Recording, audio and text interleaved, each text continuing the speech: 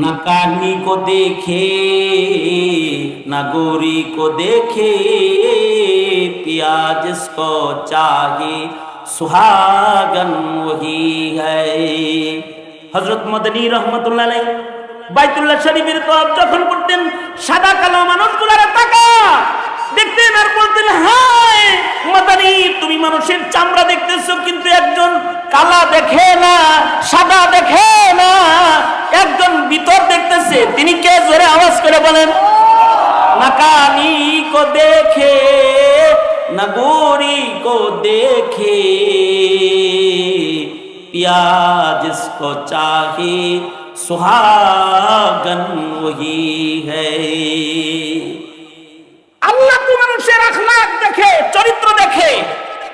আল্লাহর রাসূল বলেন, আনা যাইম বিবাইতিন ফি ওয়াসাতিল জান্নাহ, তোমাকে জান্নাতের মাঝখানে একটা বাড়ি আল্লাহর কাছ থেকে আদায় করে দেওয়ার জামিনদার আমি মুহাম্মদ সাল্লাল্লাহু আলাইহি ওয়াসাল্লাম হয়ে গেলাম।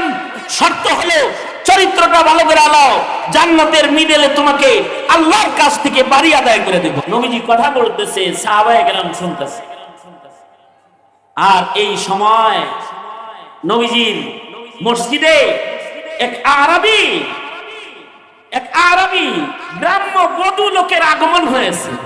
সে আসছে, নবীজির মসজিদে ঢুকছে। হ্যাঁ, ধান্দা ছিল মুহাম্মদুর রাসূলুল্লাহ সাল্লাল্লাহু আলাইহি সাল্লামের সাথে দেখা করতে হইব। রাস্তায় মুতে যে ধরছে, থামে নাই, যদি যায় না পাই দৌড়ে আইছে, ডাইরেক্ট মসজিদে ঢুকছে। দুইটা নবীজিরে পায়া তার পেশাবের চাপ আরো বাড়ছে। তো ফাবালা কাইমান ফিল মসজিদ, মসজিদে দাঁড়ায়া একেবারে মসজিদের ভিতরে পেশাব করে দিছে। কোন মসজিদে পেশাব করতেছে? যেই মসজিদে রাসূল বসে আছে, যে মসজিদে নবীজির সাহাবীরা বসে আছে। কোন মসজিদের মাটিতে পেশাব করতেছে?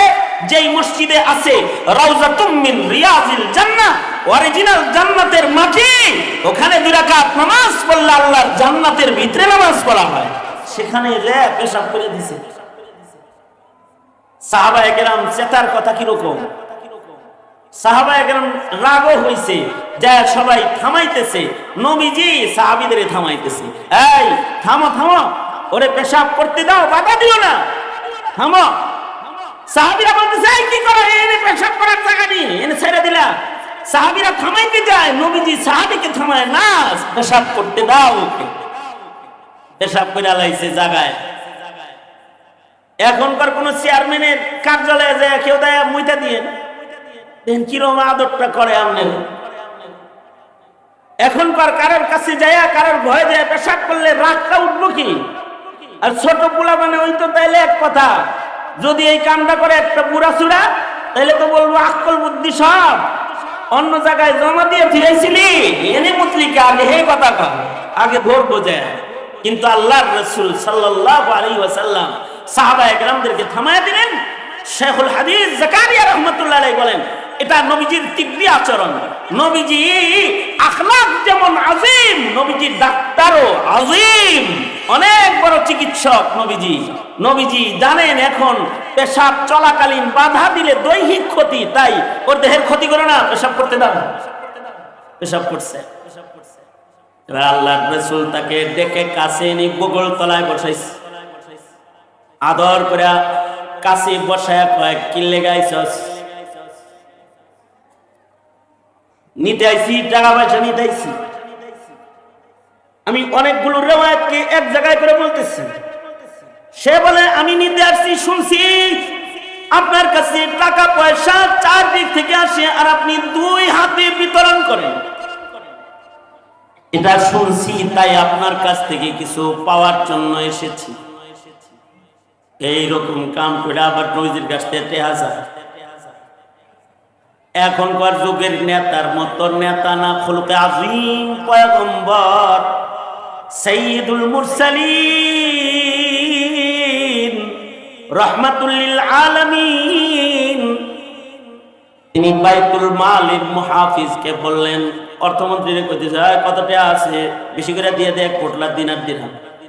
তো বেশি করে টাকা পয়সা দিয়ে দিছে। এবার আল্লাহর রাসূল বলে, কেমনে আইছো? বাড়ি কোথায়? কয়, অনেক দূর, ওই জায়গায়। সেখান থেকে পর্যন্ত আসছো কেমনে আসছো? আমরা যেমন অনেক জিজ্ঞাসা কিরে কেমনে আইছস, তার মানে সাইকেলে আইছস, মোটর সাইকেলে আইছস, নাকি অটোতে চড়ে আইছস, নাকি গাড়ি লয়ে আইছস? গরিবের গাড়ি বুঝি বলছেন এত দূর থেকে কেমনে আইছস? পায়ে হাইটা আইছি, আমার কি আসছে নাকি কিছু? পায়ে হাইটা আসছি। আল্লাহর নবী বললেন বাইতুল মালে ভালো ভালো উট আছে, কিছু হৃষ্ট পুষ্ট দেখা একটা সওয়ারি ওকে দিয়ে দাও, ওর যেন আর পায়ে হেঁটে চলতে না হয়। একটা উট দিয়ে দিছে, সওয়ারি দিয়ে দিছে, তার মানে এই জমানার প্রাডো গাড়ির চাইতে দামি জিনিস। মরু প্রান্তরে উটের পিঠে চৈরা চলবে, নবীজি সওয়ারি দিয়ে দিলেন। বলেন খেজুরের বাগান টাগান আছে তো, বাড়ির লোক খায় কেমনি, চলো কেমনি? কয় কিচ্ছু নাই, শ্রম দেই, কাজ করি, পাইলে খাই, না পাইলে না খায় দিন কাটাই। আল্লাহর রাসূল বললেন কিছু ছাগল না বাইতুল মাল আছে, ওকে কিছু ছাগল দিয়ে দাও, ওর বাচ্চারা ছাগলের দুধ পান করতে পারবে। আল্লাহর নবী ছাগল দিলেন, উট দিলেন, টাকা দিলেন। একটা বারের জন্য নবীজি তার সাথে রাগ করলেন না, পিঠে হাত দিয়ে শুধু বললেন এটা ইবাদতখানা, মসজিদ, আল্লাহর ঘর, এটা বড় পবিত্র জায়গা, এখানে যাতা করতে নেই।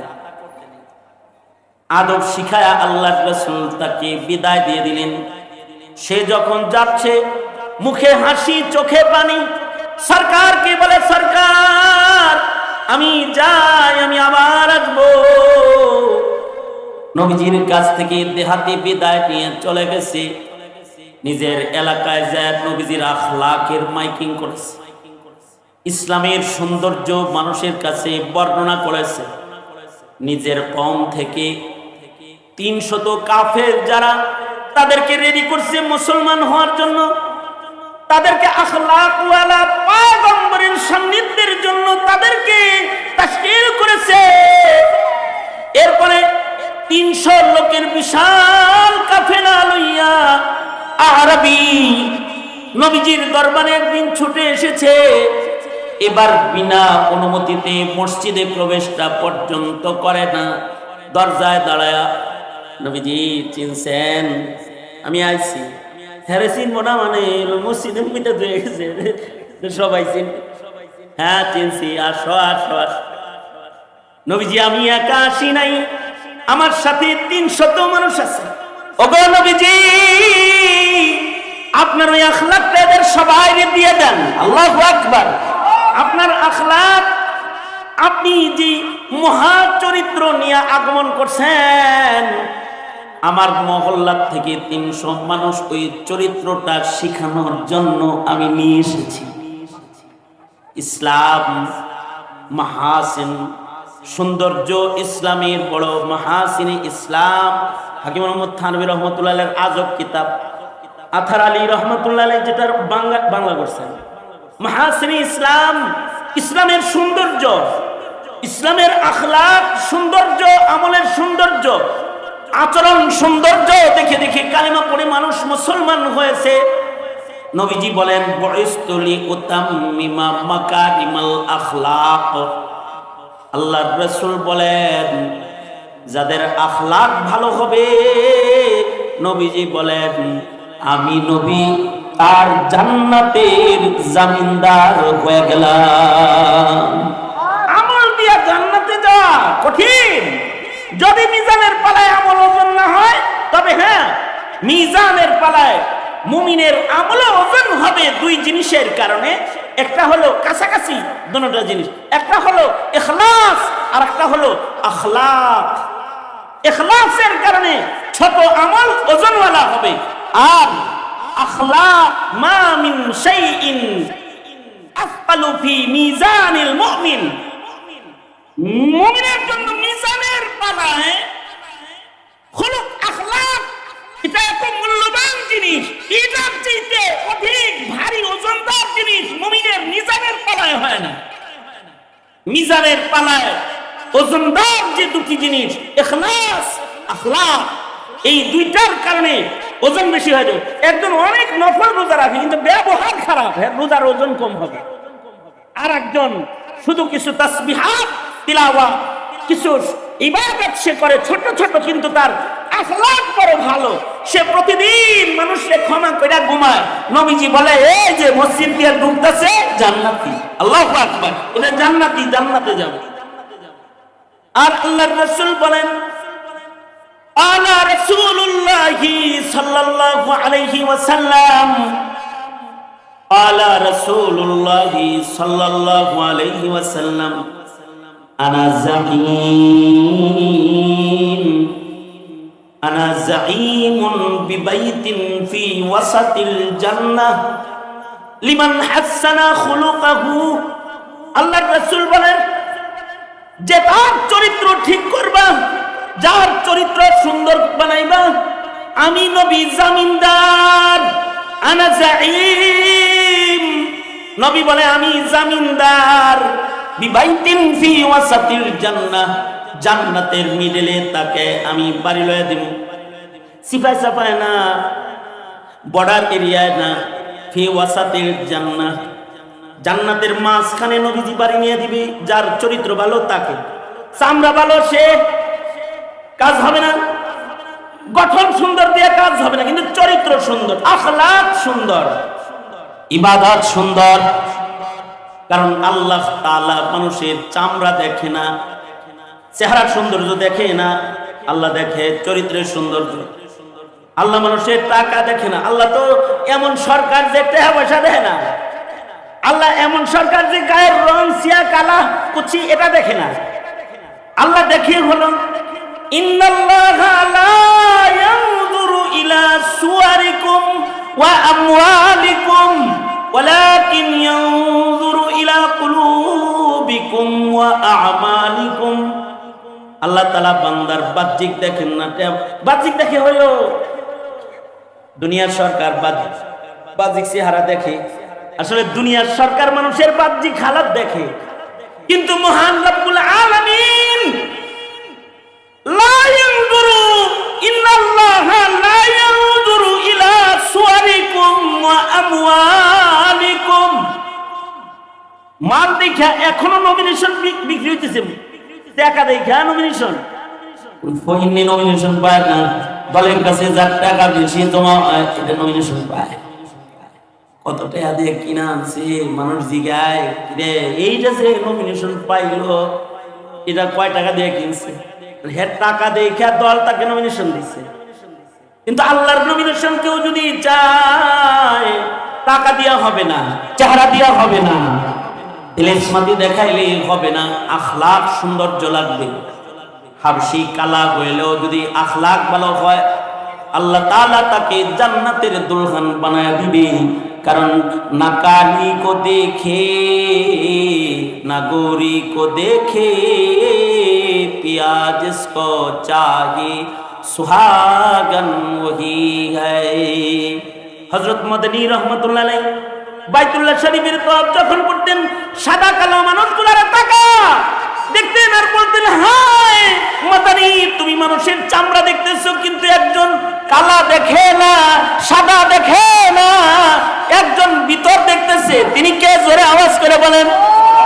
না কালি কো দেখে না গোরি কো দেখে পিয়া জিসকো চাহে সুহাগন ওহি হ্যায়। আল্লাহ তো মানুষের আখলাক দেখে, চরিত্র দেখে। আল্লাহর রাসূল বলেন আনা যাঈম বিবাইতিন ফি ওয়াসাতিল জান্নাহ, তোমাকে জান্নাতের মাঝখানে একটা বাড়ি আল্লাহর কাছ থেকে আদায় করে দেওয়ার জামিনদার আমি মুহাম্মদ সাল্লাল্লাহু আলাইহি ওয়াসাল্লাম হয়ে গেলাম। শর্ত হলো চরিত্রটা ভালো করে আলো, জান্নাতের মিডলে তোমাকে আল্লাহর কাছ থেকে বাড়ি আদায় করে দেব। আল্লাহু আকবার কাবীরা। জান্নাতের ভিতরে বাড়ি লাগে নাকি? যদি জান্নাতের ভিতরে কেউ এক বিঘত জায়গা, এক লাঠি পরিমাণ জায়গা, লাঠি রাখার জায়গাটাও যদি কেউ পায়, খায়রুম মিনাদ দুনিয়া ওয়া মা ফিহা, দুনিয়া এবং দুনিয়ার যা কিছু আছে তার চাইতে জান্নাতের এক খণ্ড জমিন, এক মুঠো জমিন অনেক দামি। সেই জান্নাতের মাঝখানে রাসূল বলেন আমি জামিনদার হলাম, তোমাকে জান্নাতের মিডলে বাড়ি নিয়ে দিব।